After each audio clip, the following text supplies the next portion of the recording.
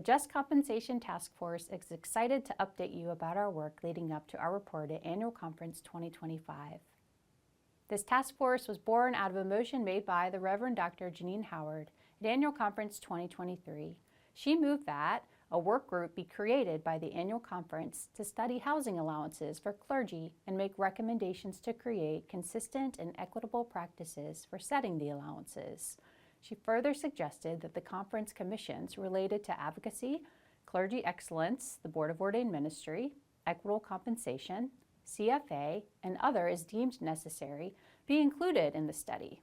The motion was seconded and accepted. The committee's makeup represented a wide variety of races, ethnicity, age, clergy, and laity. Last year, the committee shared its findings with the annual conference and requested an additional year to study salary statistics, including documented inequities regarding clergy status, district, gender, race, ethnicity, and years of service. With some additional members, our task force continued their work this year with a diverse committee, including the 19 people you see on the screen. A motion was made by the Reverend Dr. Mike Nelson to also include parsonage standards. The motion was seconded, and this was added to the work of the task force. To more closely study the data, we enlisted the help of a statistician named Dr. Kwang-Suk Yoon. We asked Dr. Kwang-Suk Yoon to review the Virginia Conference United Methodists 2024 salary data starting on July 1st, 2024, for full-time clergy statistics relating to gender, race, ethnicity, district, status, years of service. We didn't include deacons in this study, which we assumed would have skewed the results. Dr. Yoon used a multiple regression analysis to study these data.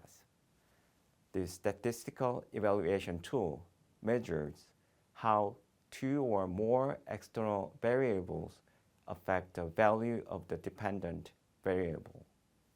First, a quick reminder about mean and median. The mean is the average of two or more numbers. It's the total amount divided by the number of variables. For example, as you can see on the chart here, we have three pastors, A, B, and C. Their salaries are $50,000, $55,000, and $75,000 respectively. The mean is the total divided by the three, which would be $60,000 in this case. On the other hand, the median is the value that separates the upper half of the numbers from the lower half of the numbers, not by amount, but by number of entries. So the median in the previous example would be $55,000, the middle number. There is one above it and one below it. If there are an even amount of numbers, the middle two would be added and divided by 2 to find the median. It's essential to consider these definitions when you review the data that we're going to have available to you. Remember that depending on one variable, the mean can change dramatically. For instance, in the example we showed, if Pastor C's salary were to change from $75,000 to $105,000, the mean would change to $70,000 from $60,000, but the median still remains at $55,000. That's why it can skew it very significantly. Both the mean and the median need to be considered to give a balanced perspective, as I said. Now we want to share with you our most important findings. Number 1, gender gap. Female pastors received, on average, $1,774 less annually than their male peers. Some of this can be explained by the fact that there are more male clergy than female clergy, and that female clergy were more often in the role of associate pastor rather than lead pastor. However, it is important to note that female clergy are the highest earners in 2 of our 8 districts. This is still an important point of information to keep at the forefront. Number 2, race ethnicity gap. Too few Hispanic and multiracial pastors were represented in the VA-UMC dataset, so a new categorical variable was created by combining these 2 minority groups for data analysis purposes, resulting in 4 race ethnicity groups. African American pastors received on average $797 more than their white peers, while Hispanic and multiracial pastors received $4,637 less than their white counterparts. One explanation for why African American salaries are higher than those of their white peers is that there are fewer African American pastors, which means one or two higher salaries raise the whole average much more than in a larger sample size, resulting in a higher mean. Also, most receive higher salaries due to longer years of service. The same is true for our Hispanic multiracial pastors. There is such a small group that one or two lower than most salaries lowers their mean. Number 3, years of service. Accounting for other factors, on average, pastors were paid $217 more for each year of service. Number 4, by district. Among the 8 districts of VA-UMC appointments, the Northern Virginia district outpaced all other districts in its salaries. The unadjusted mean salary difference between Northern Virginia and other districts was $18,727. This could be explained by a higher cost of living in Northern Virginia, but it is notable nonetheless. Number 5, limited itineracy. Those pastors who chose the limited itineracy option were paid $1,088 less than their counterparts. Number 6, average worship attendance. The results of multiple regression analysis show that average worship attendance strongly affects pastor salaries. That is, for each worship attender, the salary increases by $28. For example, if the average worship attendance increases from 100 to 200 members, the pastor's salary would increase by $2,800. You can see all this data and more findings and their supporting numbers, tables, and matrices on the conference website.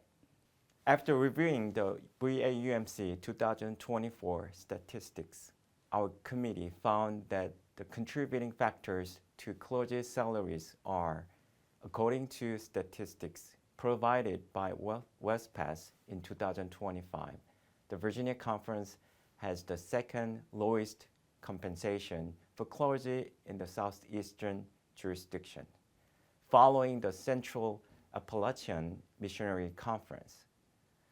We found that age not a good predictor of salary, but the length of service is.